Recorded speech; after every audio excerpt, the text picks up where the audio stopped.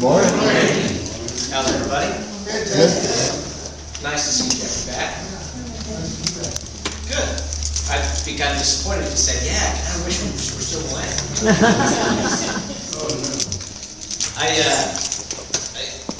I don't know about you. This was a week, was it not?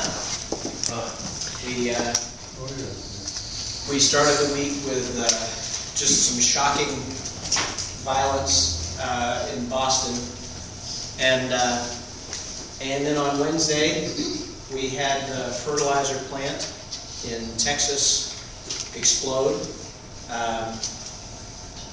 For me, that was kind of a little close to home, just because I know so many people in Oklahoma who drive trucks and drive in and out of plants just like that one, and that by the looks of things, that plant was a relatively small one.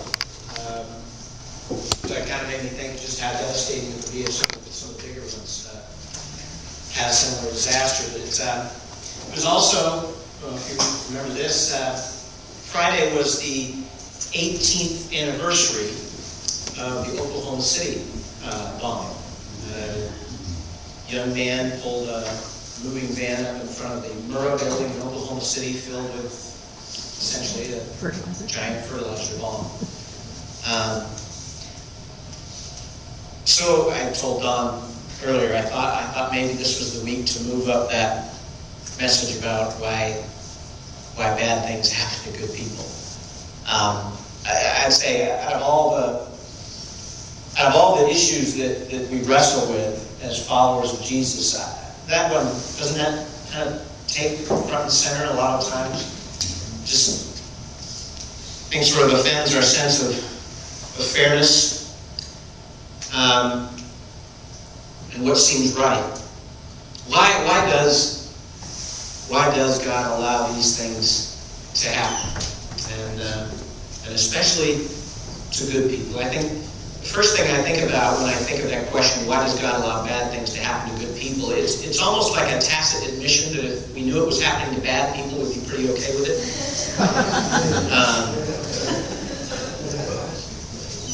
And sometimes I think we kind of feel that way. Would you really feel terribly if when those two brothers were putting together their bomb and it exploded and killed only them? I'm not sure that would have been headline news.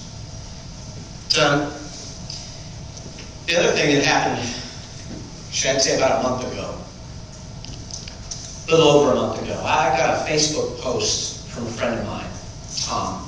Tom and I went through NCC together. He actually came during my second year. It was a second career for Tom.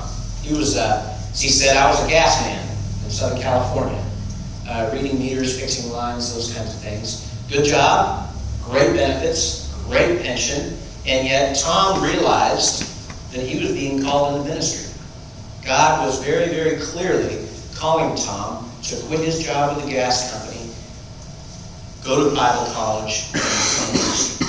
And Tom and his wife Shelley prayed about it, and they knew, in the shadow of a doubt, that this was what God was calling them to do. So in 1993, Tom moved his family, his two kids, Brett and Kelsey, and they moved to Eugene, and he enrolled at Northwest Christian College. And then in 1996, he and I both went to Enid, Oklahoma together. Don't bother looking for it on a map. I saw a face up here like, Enid, Oklahoma. You're not far off. Oh, okay. Tom and I went through 3 years of seminary, i.e. cemetery, that's what they call it, together. And, Tom and I had a system. This was a liberal seminary. Our very first day, the lordship and the deity of Jesus Christ was called into serious question before we even were 5 minutes into our first lecture. And Tom and I looked at each other like, what in the world did we get ourselves into? So we worked out a system. If one of us looked like we were going to say something we might later regret to a professor, just give him a little kick under the table or just say, hey, calm down, we'll talk about it at the break, whatever. Well, there was one day Tom was getting a little heated. And Tom was a former union rep, and Tom had a very strong sense of right and wrong, and when he thought a professor was sort of intellectually bullying a student, that's what really got Tom upset. It wasn't the liberal opinion, because Tom was secure enough in his own faith and his own intellect to know what was right and what was wrong, and what the professor was wrong. But it was when a professor sort of bullied a student that Tom would get most upset. And I saw Tom's, as he would say, my amusement meter was pretty well pegged out. And I just want to give him a little quick kick. You know, some of those tables have low bars. So what happened was, Garth kicked, there was a thud, Garth cried out in pain, and Tom got this big old grin on his face. It served its purpose. We shared a lot of great times with Tom and with his family. And as it happened, one of the members of Tom's church was brothers with one of the members of the church I served, so there was a lot of crossover there as well. He gave me rides to the airport in Oklahoma City, and Kelsey and Brett would ride me back. Well, a little over a month ago, Tom posted on Facebook that his daughter Kelsey, recent graduate of Baylor University, employee of Burlington Northern Santa Fe, they thought she was great. She worked for the railroad. Was involved in a very serious, life-threatening automobile collision. And at the time of the post, it was very unclear whether she would live through the night. She was flown to one of the premier shock trauma centers in Houston and underwent immediate emergency spinal surgery.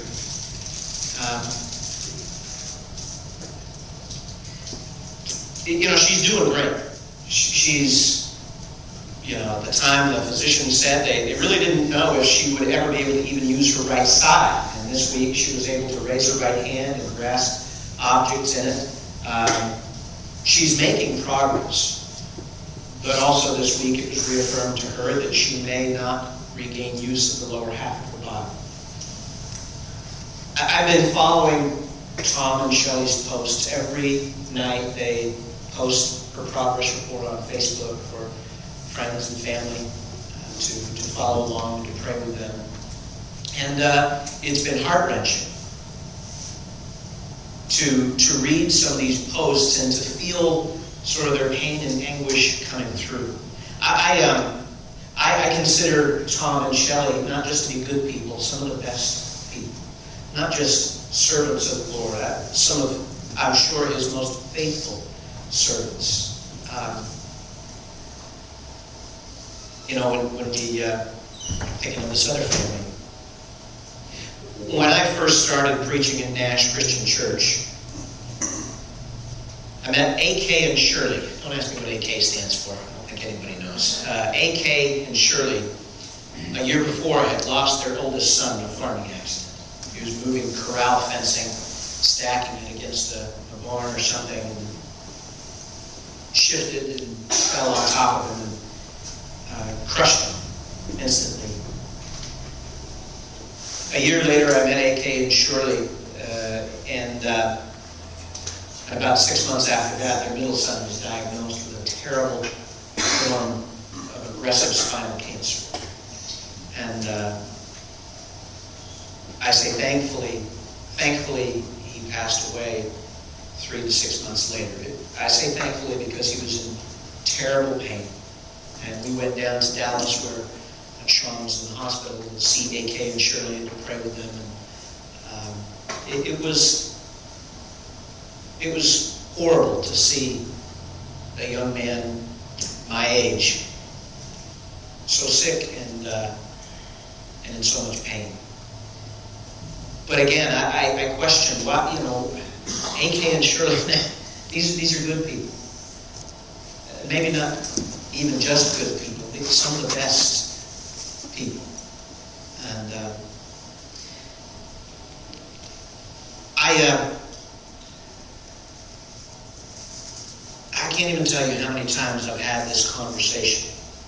Why do bad things happen to good people? Now, I have to say, if Tom were here, but I mentioned Tom was fairly outspoken.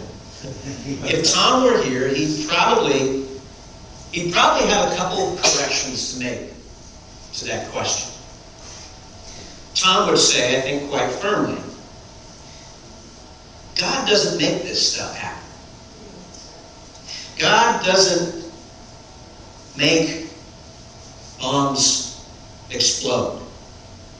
He doesn't create automobile accidents. He doesn't do the things we often sort of tacitly ascribe to him when we ask the question. I think Tom would say that these things happen because of the world that we live in, because we live in a world where they happen. God doesn't cause tornadoes, hurricanes, earthquakes. He doesn't start fires. They happen without God there to cause them to happen. John 16. Jesus is talking with the disciples, and they're not completely sure about this. They're not completely in the loop on this. But Jesus knows he's really talking to them for the first time, or for the last time. This is what he says. He says, Are you asking one another what I meant when I said, in a little while you will see me no more, and then after a little while you will see me? Very truly I tell you, you will weep and mourn while the world rejoices.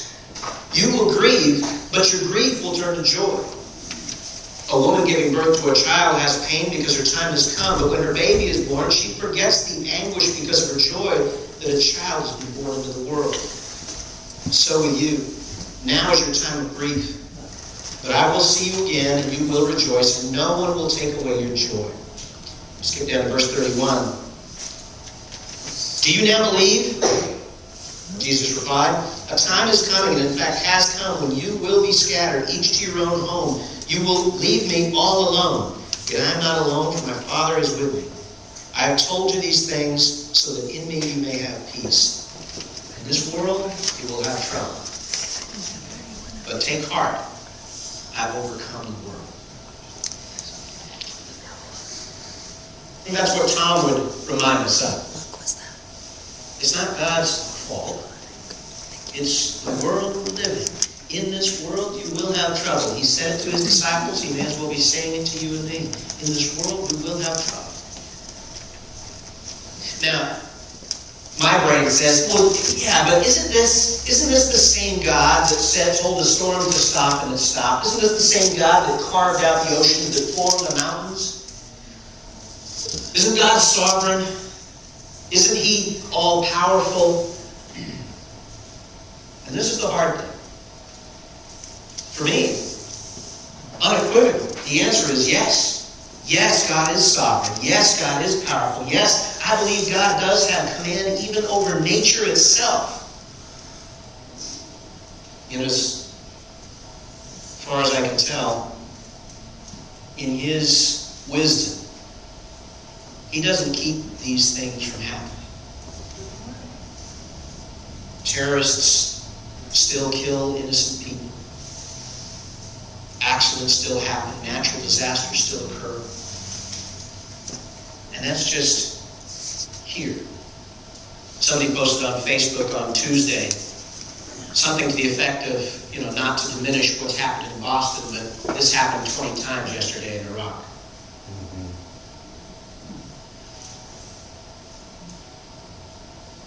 God doesn't make this stuff happen, I think is what Tom would say. This happens because of the world that we live in. We live in a world of natural disasters, violence, disease. We live in a fallen world, and fallen things happen in a fallen world. I think the other thing Tom would say is that it's just not the good people this stuff happens to, it's the good and the bad. God doesn't make that distinction. He doesn't discriminate against the good and the bad. It just happens to us all. And for me, it may not seem fair. Again, I kind of pull my hair out thinking about Kelsey, because I think, honestly, who's better, who's more faithful than Tom and Shelley? Who's given more for the Lord than Tom and Shell? It may not seem fair, but there's simply no special treatment for believers. We all live under the same sky. We're all subject to the same hardships and tragedies. We're all living in a fallen world where evil people do evil things, and even sometimes good people do bad things. And tornadoes and earthquakes and hurricanes devastate the good and the bad just the same. That Jesus in the Sermon on the Mount, Matthew 5, he's really talking about why we're to love everybody. He says, "You have heard that it was said, love your neighbor and hate your enemy. But I tell you, love your enemies and pray for those who persecute you, that you may be children of your Father in heaven. He causes his sun to rise on the evil and the good, and sends rain on the righteous and the unrighteous." We all play by the same set of rules. The righteous and the unrighteous. And blessings are poured out, not just on the righteous. Blessings are sometimes poured out on the unrighteous as well. And I would just interject that it may not be fair, but it certainly isn't fair that I'm here by the grace of God, and somewhere in this community today, somebody is in much, much worse shape than I. I'm here by the grace of God and that alone. And that's really all that separates me from the very worst person you can think of. And you the same. It's not fair. But God sends the rain on the righteous and the unrighteous. I heard a sermon this last week that also reminded me of how unfair it all can be. He was talking about John the Baptist, this pastor was. John the Baptist was the cousin of Jesus. He was the one who prepared the way for Jesus, baptizing people and telling them of the one who was to come. And actually, when he saw Jesus coming, he said, "Oh, I'm unworthy. You want me to baptize you? I would have you baptize me. I'm completely unworthy of you." And John the Baptist wasn't a good man. He was a great man, beloved by many. But as it turns out, hated by Herod and Herod's wife. They had John the Baptist arrested, and John the Baptist was getting discouraged. And he even sent word to Jesus, sort of a, "Hey, how about your cuz? Can you help a cuz now?" John the Baptist was being held in prison when King Herod threw a great party for his guests. And as part of the entertainment, his wife's daughter danced for the men. And Herod was so pleased by her dancing, he told her, "Name your price. You can have anything you want. Anything at all in my kingdom is yours." And teenager, right? How about a Mercedes? How about tickets to the Taylor Swift concert? How about my own mansion overlooking the Sea of Galilee? She said something that no teenage girl has ever said. "Let me go ask my mom." She went to her mother, and her mother told her what to say. And she came back and said to Herod, "I want the head of John the Baptist on a silver platter tonight." And that's how the cousin of Jesus died.